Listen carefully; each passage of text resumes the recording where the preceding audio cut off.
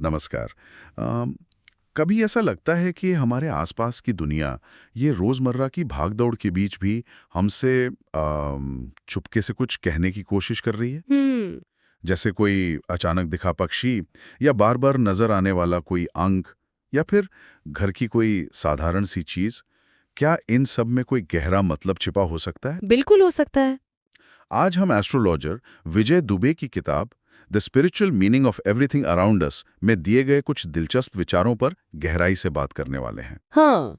ये किताब एक कह सकते हैं एक अनोखा नजरिया पेश करती है कि कैसे हमारे चारों ओर मौजूद साधारण चीजें भी आध्यात्मिक संकेत या संदेश दे सकती हैं। हम्म। हमारा मकसद है इन छिपे हुए संदेशों को समझने की कोशिश करना और शायद अपने आसपास की दुनिया को एक नई, ज्यादा जागरूक नजर से देखना सीखना। तो चलिए इस विचार को और खोलते हैं। यह वाकई एक आकर्षक विषय है, क्योंकि ये प्राचीन ज्ञान को हमारे आज के जीवन से जोड़ता है। विजय दुबे अपनी किताब में इसी बात पर जोर देते हैं कि ब्रह्मांड या कह लीजिए उच्च शक्ति लगातार हमसे प्रतीकों और संकेतों के जरिए संवाद कर रही है। अच्छा। जरूरत बस ध्यान देने की है, अपने अंतर ज्ञान को सुनने की है। मतलब ये अंधविश्वास की बात नहीं, बल्कि अपने आसपास के माहौल और अपनी भीतरी आवाज के प्रति ज्यादा संवेदनशील होने का अभ्यास है। और इसकी शुरुआत होती है प्रकृति से, है ना? हाँ, बिल्कुल। विजय दुबे का मानना है कि प्रकृति हमारी सबसे पहली और सबसे स्पष्ट शिक्षक है। वो चार मूल तत्वों पृथ्वी, जल, अग्नि और वायु को सिर्फ भौतिक पदार्थ नहीं मानते, नहीं, बिल्कुल नहीं। बल्कि उन्हें पवित्र जीवंत शक्तियां मानते हैं जिनसे हम बहुत कुछ सीख सकते हैं। सही कहा। पृथ्वी तत्व को ही ले, यह स्थिरता, पोषण और जमीन से जुड़े रहने का प्रतीक है। जब जीवन में उथल-पुथल महसूस हो, तो विजय दुबे सुझाव देते हैं कि प्रकृति से जुड़ना, जैसे नंगे पैर घास पर चलना या बागवानी करना, हाँ। हमारी बिखरी हुई ऊर्जा को समेटने और शांत करने में मदद कर सकता है।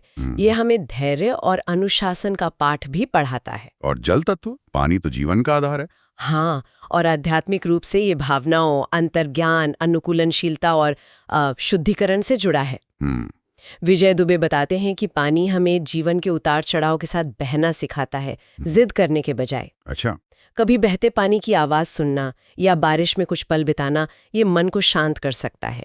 यहाँ तक कि रोना भी उनके अनुसार एक तरह की भावनात्मक शुद्धि है। ओ। पानी के जरिए भावनाओं का निकास। फिर आता है अग्नि तत्व, जो अक्सर ऊर्जा और बदलाव से जुड़ा होता है। सही कहा।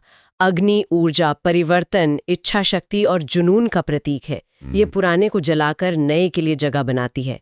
विजय दुबे इससे हमारे भीतर की शक्ति, जिसे कभी-कभी सोलर प्लेक्सस चक्र या मणिपुर चक्र से जोड़ा जाता है, उससे संबंधित मानते हैं। जैसे दीपक जलाना या हवन करना जैसी पारंपरिक रस्में है ना। हाँ हाँ। उनका उद्देश्य भी अक्सर शुद्धि, स्पष्टता और एक दिव्य ऊर्जा को आमंत्रित करना होता है। और चौथा तत्व वायु।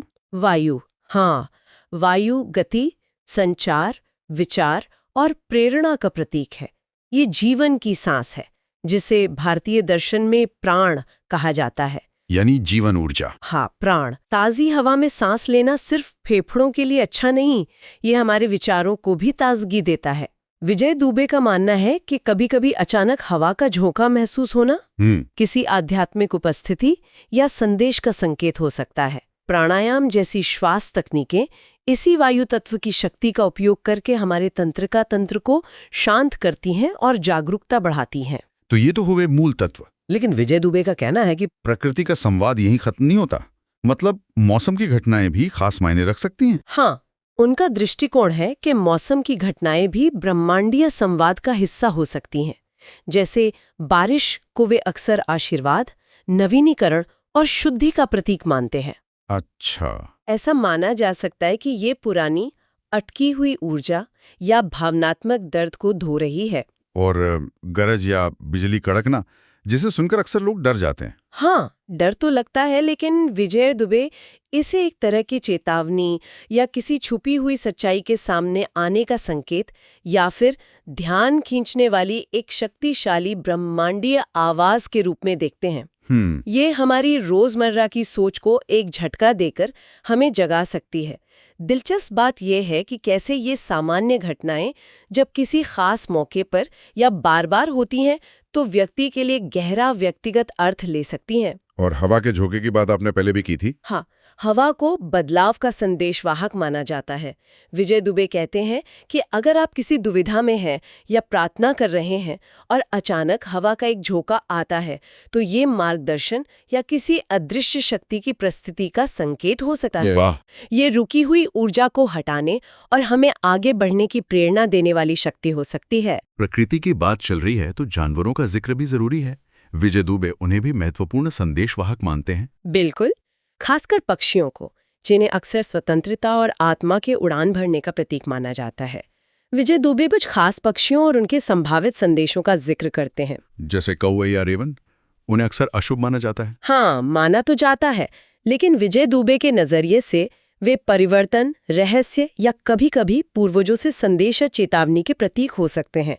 उनका दिखना हमें ध्यान देने के लिए कह सकता है। अच्छा, और उल्लू? उल्लू जो रात में देखता है, उसे अंतर्ज्ञान, छिपे हुए ज्ञान और भ्रम के पार देखने की क्षमता का प्रतीक माना जाता है। और चील या बाज, वे तो शक्ति के प्रतीक लगते हैं। सही, उन्हें अक्सर उच्च चेतना, शक्ति, स्पष्ट दृष्टि और दैव मार्गदर्शन से जोड़ा जाता है। उनका दिखना ये संकेत दे सकता है कि हमें अपनी परिस्थितियों को एक ऊंचे व्यापक दृष्टिकोण से देखने की जरूरत है, छोटी-छोटी बातों में उलझने के बजाय। तितलियों का जिक्र भी काफी होता है आध्यात्मिक चर्चाओं में। हाँ, विजय दुबे उन्हें परिवर्तन, रूपांतरण, पुनर्जन्म और आत्मा के विकास का एक सुंदर प्रतीक मानते हैं। एक साधारण कैटरपिलर से खूबसूरत तितली बनने की प्रक्रिया अपने आप में जीवन के बदलावों और आध्यात्मिक उन्नति का एक गहरा रूपक है। और सांप, इससे तो बहुत लोग डरते हैं। डर स्वाभाविक है, लेकिन आध्यात्मिक प्रतीकवाद में सांप का अर्थ बहुत गहरा है। विजय दुबे बताते हैं कि यह कुंडलिनी जागरण का प्रतीक हो सकता है, यानी हमारी रीढ़ की हड्डी के आधार में स्थित मानी जाने वाली शक्तिशाली सुप्त आध्यात्मिक ऊर्जा का जागृत होना। ओहो। साथ ही जैसे सांप अपनी पुरानी कैंचुली उतारता है, यह पुनर्जन्म, उपचार और पुरानी पहचानों या आदतों को छोड़कर आगे बढ़ने का भी प्रतीक है। ये तो जंगली जानवरों की बात हुई। क्या हमारे पालतू जानवर भी कोई संकेत देते हैं? विजय दुबे मानते हैं कि हमारे पालतू जानवर सिर्फ साथी नहीं, बल्कि उनके भी गहरे आध्यात्मिक मायने हो सकते हैं। कुत्ते अपनी स्वाभाविक वफादारी और सुरक्षात्मक प्रवृत्ति के कारण वफादारी, बिना शर्त प्यार और ऊर्जावान सुरक्षा के प्रतीक माने जाते हैं। हाँ, ये तो है। कई लोग मानते हैं कि वे नकारात्मक ऊर्जाओं को भांप लेते हैं और अपने मालिकों की रक्षा करते हैं। और बिल्लियां? उन्हें तो हमेशा से रहस्यमयी माना जाता रहा है। हाँ। बिल्लियों को अक्सर स्वतंत्रता, अंतर्ज्ञान और सूक्ष्म ऊर्जाओं से जुड़ा माना जाता है। विजय दुबे के अनुसार वे शांत, ध्यानपूर्ण ऊर्जा रखती हैं और घर में संतुलन ला सकती हैं। अच्छा। कुछ परंपराओं में माना जाता है कि वे नकारात्मक ऊर्जा को सोख सकती हैं। उनका पुर करना भी एक सुखदायक और शायद उपचारक कंपन पैदा करता है। प्रकृति और जानवरों की ये सांकेतिक भाषा तो अद्भुत है, पर विजय दुबे का कहना है कि ये संवाद यहीं खत्म नहीं होता। उनका तर्क है कि जिन निर्जीव वस्तुओं का हम रोज इस्तेमाल करते हैं, वे भी हमसे कुछ कह रही होती हैं। आईनों के बारे में उन्होंने जो लिखा है, वो काफी सोचने पर मजबूर करता है। हाँ, ये बहुत दिलचस्प है। आईना सिर्फ हमारा भौतिक प्रतिबिंब नहीं दिखाता। विजय दुबे इसे आत्मा का प्रतिबिंब, सच्चाई और आत्म जागरूकता का प्रतीक मानते हैं। आत्मा का प्रतिबिंब? हाँ, जब हम आईने में देखते हैं तो असल में हम अपने भीतर झांक रहे होते हैं, अपने सच्चे स्व का सामना कर रहे होते हैं। और अगर आईना टूट जाए तो उसे तो अपशकुन माना जाता है। अंधविश्वासों से परे जाकर विजय दुबे इसे एक अलग नजरिए से देखते हैं। टूटा हुआ आईना किसी भ्रम के टूटने या पहचान में किसी बड़े बदलाव का संकेत हो सकता है। मतलब जरूरी नहीं कि बुरा ही हो। हाँ, जरूरी नहीं।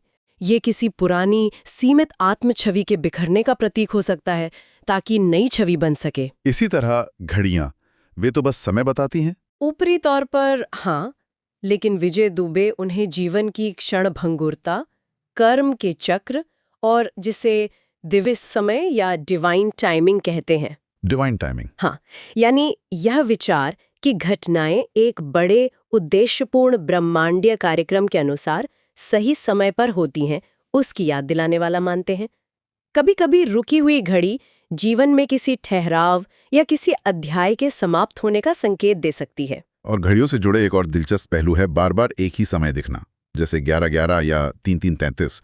विजय दुबे इसका भी जिक्र करते हैं। हाँ, इसे अक्सर सिंक्रोनिसिटी का उदाहरण माना जाता है, यानी अर्थपूर्ण संयोग। सिंक्रोनिसिटी। विजय दुबे बताते हैं कि इस तरह बार बार दोहराए जाने वाले अंक देखना अक्सर एक संकेत होता है कि ब्रह्मांड या हमारी उच्च चेतना हमारा ध्यान किसी खास बात की ओर खींचना चाह रही है।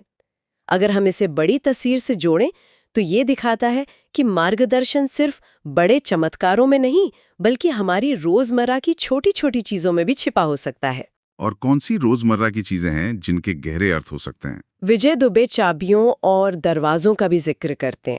ये नए अवसरों के खुलने, किसी छिपी हुई क्षमता को अनलॉक करने या ज्ञान के नए आयामों तक पहुंचने का प्रतीक हो सकते हैं। अच्छा। अचानक कोई चाबी मिलना या खोना इस बात का संकेत हो सकता है कि आप किसी नए रास्ते पर बढ़ने या किसी पुरानी स्थिति से बाहर निकलने के लिए तैयार हैं। और टूटी हुई चीजें, जैसे कोई बर्तन या मूर्ति का टूटना? जैसे आईने के मामले में था, विजय दुबे बताते हैं कि चीजों का टूटना अक्सर किसी अंत, किसी बंधन से मुक्ति या किसी पुरानी ऊर्जा या स्थिति को जाने देने की जरूरत का संकेत हो सकता है। कभी कभी किसी चीज का टूटना उस ठहराव को तोड़ सकता है जो हमारे जीवन में आ गया हो। पुरानी टूटी फूटी चीजों को बेवजह पकड़ कर रखना भी ऊर्जा के प्रवाह को रोक सकता है। ये सब सोचने पर मजबूर करता है कि हम कितनी आसानी से इन संकेतों को नजरअंदाज कर देते हैं। अच्छा, विजय दुबे रंगों और अंकों पर भी काफी ध्यान देते हैं। रंगों का क्या महत्व है? उनका मानना है कि रंग सिर्फ हमारी आंखों को दिखने वाली रोशनी नहीं है, बल्कि वे अलग अलग ऊर्जा कंपन या फ्रीक्वेंसी रखते हैं जो हमारी भावनाओं और हमारी ऊर्जा क्षेत्र, जिसे ऑरा कहते हैं, को प्रभावित करते हैं। ऑरा? हाँ, हर रंग का अपना एक खास मनोवैज्ञानिक और आध्यात्मिक प्रभाव होता है। कुछ उदाहरण देंगे? जैसे लाल रंग? जैसे लाल रंग जुनून, जीवन शक्ति, साहस और हमारे आधार चक्र, रूट चक्र से जुड़ा है। यह हमें ऊर्जा और प्रेरणा दे सकता है। नीला रंग शांति, सच्चाई, संवाद और गले के चक्र, थ्रोट चक्रा से जुड़ा है। ये शांत प्रभाव डालता है और स्पष्ट अभिव्यक्ति में मदद करता है। हरा रंग तो प्रकृति और उपचार से जुड़ा लगता है। बिल्कुल, हरा उपचार, विकास, संतुलन और करुणा का रंग है। ये हृदय चक्र, हार्ट चक्रा से जुड़ा है और प्रकृति की जीवनदायिनी शक्ति को दर्शाता है। और सफेद? और सफेद रंग को विजय दुबे पवित्रता, आध्यात्मिक जागृति, सुरक्षा और उच्च चेतना से जोड़ते हैं। अक्सर ध्यान या प्रार्थना के दौरान सफेद रोशनी का अनुभव होना एक सकारात्मक संकेत माना जाता है।